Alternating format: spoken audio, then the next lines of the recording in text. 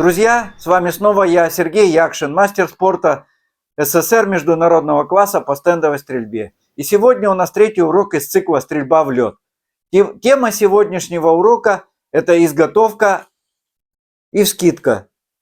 Мы разберем, что такое правильная изготовка и состояние полной готовности к выстрелу, как из нее рождается движение оружия и чем отличается охотничья вскидка от спортивной. Поговорим о механике подъема ружья, о роли рук в этом, головы, плечевого пояса и о том, почему именно здесь чаще всего вы теряете время и точность. На первом уроке мы разобрали подгонку оружия под стрелка, потому что без правильно настроенного приклада невозможно построить стабильную технику. На втором уроке мы поговорили о стойке, распределении веса, положении корпуса. Это фундамент, без которого дальнейшее обучение теряет смысл. Если вы проработали эти этапы, выполнили все мои домашние задания, то уже должны почувствовать больше контроля и устойчивости. Оба урока доступны на моем канале в плейлисте «Обучение стрельбе в лед». Но перед этим я бы хотел обратиться к вам, мои зрители. Мне особенно приятно, что мои видео смотрят на всем постсоветском пространстве, в Европе и даже в такой стрелковой стране, как Америка. Недавно я получил комментарии от зрителей из США, и это лишний раз подтверждает, что тема актуальна и востребована даже там. Это мотивирует продолжать работу и делать материал все еще более структурированным и полезным. Но есть определенные проблемы с продвижением цикла среди молодежи. Отдельно хочу сказать спасибо всем, кто поддерживает мой канал лайками, комментариями и финансово. Для меня это важно. Но, как показывает практика, этого пока недостаточно. Для активного продвижения курса, особенно среди молодых стрелков и начинающих охотников. Платформа не всегда рекомендует такие обучающие материалы молодежи, так как здесь присутствует контент об оружии и стрельбе. Но у нас же спортивная и охотничья тематика. Так сказать, гражданское направление. Поэтому у меня к вам просьба, если вы считаете курс полезным, делайте репосты, пересылайте видео не только внутри YouTube-платформы, но и также в других социальных сетях. Отправляйте друзьям в стрелковые группы, охотничье сообщество. Именно так профессиональный обучающий материал может дойти до тех, кому он действительно нужен, для юных стрелков и начинающих охотников. И сейчас мы двигаемся дальше, к более сложным элементам. Сегодня мы переходим к теме изготовки и вскидки. К этому моменту, где статика начинает превращаться в движение. Изготовка – это не просто положение тела с ружьем в руках, так сказать, поза. Это комплексное состояние стрелка перед выстрелом. Постановка ног, корпуса, распределение веса, положение головы и рук. Концентрация и внутренняя готовность к выстрелу. Важно понять, вскидка не существует отдельно от всех других элементов. Она является естественным продолжением изготовки. Если исходное положение неверное, движение дальше будет неправильным и нестабильным. Положение правильная изготовка уже содержит в себе будущую траекторию движения вашего оружия. Существует несколько вариантов вскидки. Это рубленная, как я ее называю, более жесткая и быстрая, когда у вас ружье стоит практически вертикально, и вы делаете такое рубящее движение стволами. Второй вид вскидки через условную ось в районе мушки, или же более плавная и контролируемая, когда у вас мушка является осью вскидки. И вы плавно скидываете ружье, вращая его вокруг воображаемой оси на мушке. И третий вариант – это подъем снизу двумя руками, как бы параллельно земле. Часто используется на охоте по пернатой дичи. Все варианты допустимы и используются на практике, но ключевой вопрос – сложность и точность исполнения. Я лично предпочитаю использовать вариант с условной осью в районе мушки. Почему? Так как движение не перекрывается стволами. Обзор у вас не закрыт. Стволы мягко входят в траекторию, и приклад, естественно, плавно вставляется в плечо. Главное понимать, что движение начинается не с рук, а с правильно собранной изготовки. И для этого нам нужно рассмотреть работу рук. Для правши левая рука у вас удерживает цевьё, правая рука – шейку приклада. Хват плотный, но без излишнего напряжения. Левая рука не должна у вас быть чересчур вытянутой вперед, вот так вот, что развернет ваш корпус практически параллельно линии оружия.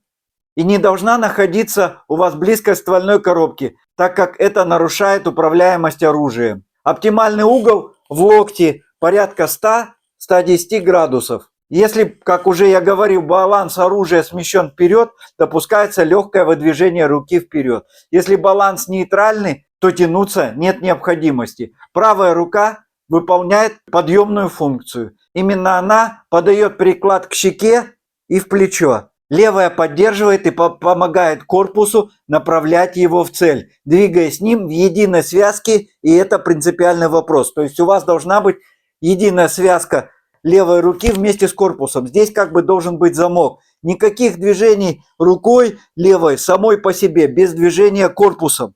Ваша правая рука в изготовке и в скидке тоже играет очень важную роль. Она плотно обхватывает шейку приклада, обеспечивает контроль спускового крючка. Контакт со спуском осуществляется серединой передней фаланги или же в крайнем случае сгибом передней фаланги. Не стоит продвигать палец слишком глубоко, чтобы не набивать костяшку и не создавать лишнее напряжение в кисти.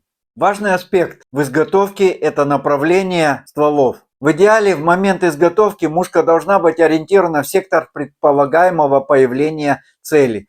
Но здесь есть нюансы. Траектории бывают различными. Цель может идти в лоб, сзади вас, слева направо и справа налево. И под каждую ситуацию необходимо корректировать сектор изготовки. Для правши логично разворачивать стойку правее предполагаемого сектора стрельбы, для того, чтобы обеспечить свободную амплитуду движения вправо. Для левши, соответственно, зеркально. Главная задача – поставить мушку не в случайную точку пространства, в небо, в землю, а именно на предполагаемую траекторию движения цели. И уже из этой позиции выполнять скидку. Повторюсь, я предпочитаю вариант скидки, при котором мушка становится осью вращения стволов. В этом случае движение происходит мягко, с одновременным выводом стволов на траекторию и началом движения приклада вверх и сопровождением цели. Вот так примерно. Вы одновременно скидываете и уже начинаете движение мушки к цели, в траекторию. То есть скидка и поводка начинаются практически одновременно. И если изготовка изначально правильная, то движение получается у вас естественным и управляемым. Почему же, к примеру, мне не нравится рубленная скидка? Вот такая. Ну, во-первых, во время рубленной вскидки стволы закрывают угол обзора. Мешают, так сказать, смотреть на цель. И если держать высоко кончики стволов не в район цели, то невозможен одновременный контроль цели с моментом скидки, так как у вас мушка оторвана от траектории движения цели. Теперь, что касается подъема стволов снизу вверх, то вероятен проброс мушки выше траектории при подъеме. Да и на охоте кончики стволов всегда могут цепляться у вас как за маскировочную сеть, так и за камыши или кусты. Друзья, давайте немного поговорим о положении головы. Положение головы при вскидке является одним из ключевых моментов. Голова должна находиться у вас в естественном и зафиксированном положении, слегка выдвинутой вперед и немного наклоненной к прикладу, но без излишнего напряжения. То есть вы немножко наклоняете голову вперед и как бы ее чуть-чуть навстречу к прикладу. Но после этого вы шевелить ее не должны, голову. Вы не тянетесь к ружью, а формируете стабильную точку контакта щеки с прикладом. Голова остается неподвижной, она не должна искать приклад. Это приклад должен приходить к ней при помощи правой руки. Какие же ошибки имеются в положении головы? Не нужно сильно вытягивать голову вперед или отводить ее назад, опускать вниз или приподнимать ее чересчур вверх. Эти ошибки возникают в первую очередь, если ваше оружие неправильно подогнано. К примеру, у вас длинный приклад, и вам приходится отодвигать голову назад, так как он у вас длинный. Я уже говорил, что при этом возможны удары по щеке. Или же короткий, вы сильно двигаете голову вперед. Это тоже неправильно. Поэтому, как я уже говорил в первом уроке, важно подогнать ружье. Если же вы опускаете сильно голову, то у вас, возможно, недонос приклада до уровня плеча, и приклад будет вылетать у вас под мышку. Не заваливайте также голову ни влево, ни вправо, чтобы зрительная ось у вас была параллельно земле, то есть находилась горизонтально. Это тоже очень важно. Вы стоите вот так вот ровно, держите голову. Вот сейчас, видите, у меня глаза в горизонтальном положении, голова чуть-чуть вперед наклонена и не заваливается вот так, ни влево, ни вправо. Почему так важно положение головы? Потому что вы не просто прикладываете приклад к щеке, вы создаете прицельную линию. То есть, а правильная прицельная у нас линия является, что мушка у нас видна, она сидит на планке и не заваливается ни влево, ни вправо. Поэтому еще, когда вы заваливаете куда-то голову, у вас в любом случае не будет правильной прицельной линии. Так вот, мушка у вас уже должна находиться, так сказать, в боевом положении без всякой коррекции головы. Или же руками. Если вы начинаете поправлять картинку, дорабатывать после вскидки, значит нарушена либо изготовка, либо геометрия приклада. Так какие ошибки могут встречаться при выполнении вскидки? Первая типичная ошибка – это избыточная работа левой рукой. Очень часто стрелок начинает буквально подбрасывать оружие левой рукой во время вскидки. Стволы резко уходят вверх, линия прицеливания теряется уже в самом начале. Важно понимать, что левая рука только поддерживает ружье, тогда как основную подъемную функцию выполняет правая рука. Она поднимает приклад к щеке. Если левая рука начинает доминировать, геометрия вскидки нарушается и контроль теряется. Подъем должен быть плавным, согласованным обоими руками, без резких импульсов. Левая рука сопровождает движение и не швыряет оружие. Вторая ошибка. Разрыв между вскидкой и поводкой. Многие выполняют вскидку как отдельное действие. Сначала поднимают ружье, затем фиксируют с контролем мушки. Вот так. Вскинули, проконтролировали, а потом начинается поводка. И только после этого начинают сопровождать цель. В этот момент теряется цель и, самое главное, драгоценное время.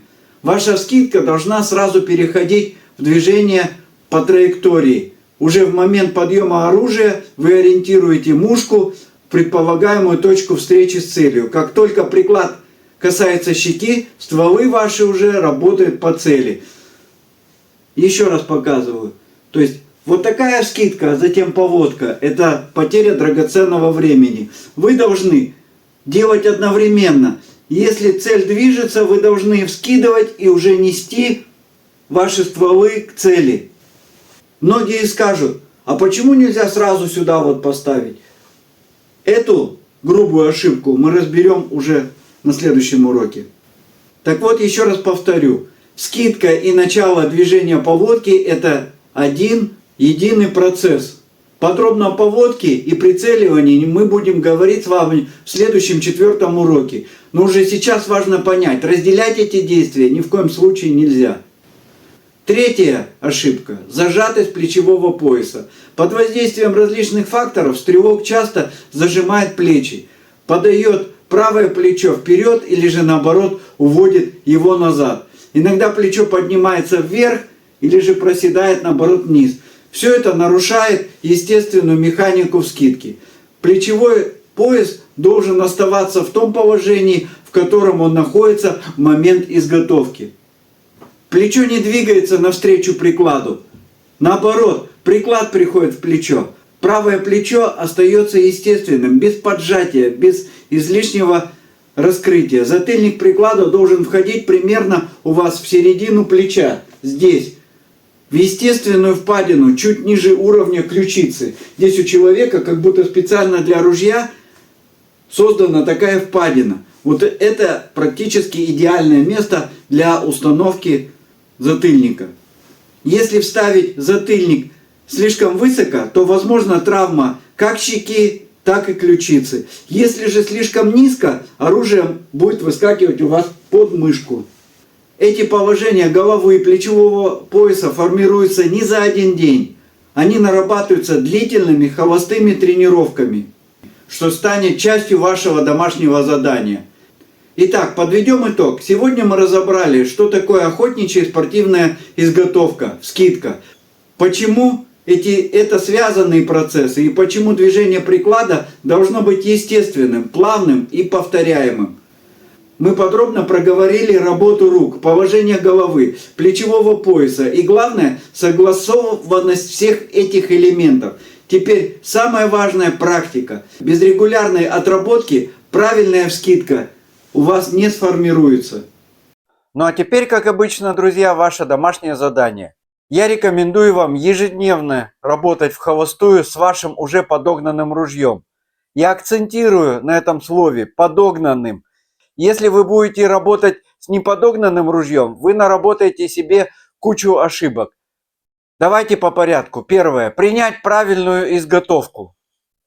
То есть стойка, ноги, корпус и изготовка. Вы можете это делать как перед зеркалом, так и без него. Рекомендую делать это перед зеркалом, так как вы можете как бы со стороны контролировать свое положение.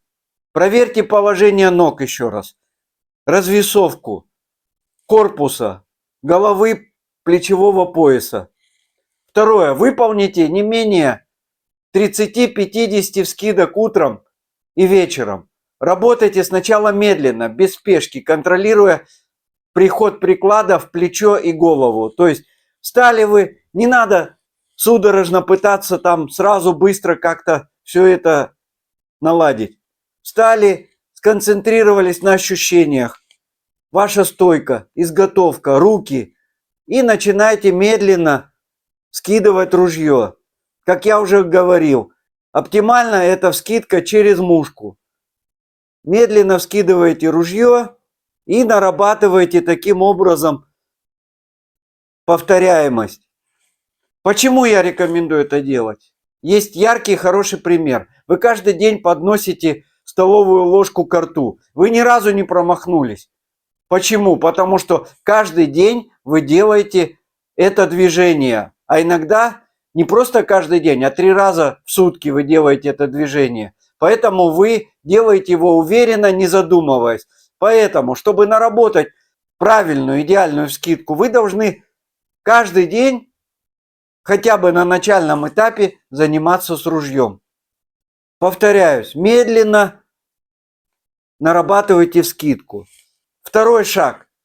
Вы находите на стенке какой-то маркер или делаете его сами, приклеиваете какую-то уточку, маленькую мишеньку и начинаете уже делать, отрабатывать вскидку не просто в стену, а с какой-то линии прицеливания через мушку на ваш маркер, на мишеньку или же утку.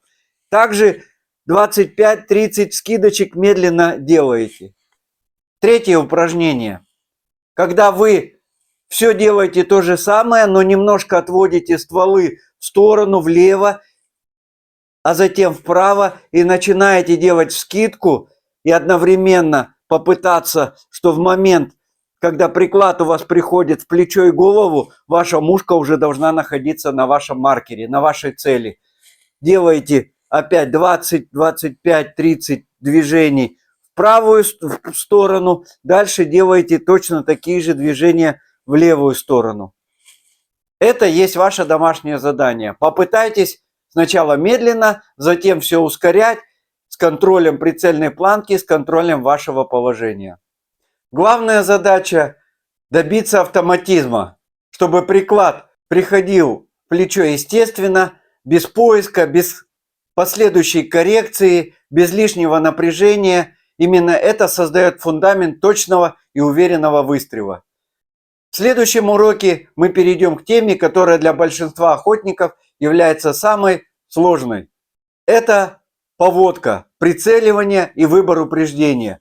Именно здесь формируется понимание, куда и как стрелять. Мы разберем работу по разным траекториям, принципы расчета упреждения, в зависимости от скорости цели, дистанции и угла полета. Поговорим о том, как формируется зрительное восприятие упреждения и почему его нельзя просто выучить в сантиметрах. Эта тема требует серьезной визуализации. Мне необходимо подготовить графики, схемы, замедленные разборы и наглядные примеры. Поэтому выпуск следующего урока может немного затянуться и занять больше времени. Я хочу, чтобы материал был максимально понятным, структурированным, без поверхностных объяснений. Потому что именно понимание поводки упреждения превращает технику в ваш результат. А пока ваша задача довести изготовку, скидку до стабильного автоматизма. Без этого переход к поводке и стрельбе не даст нужного эффекта.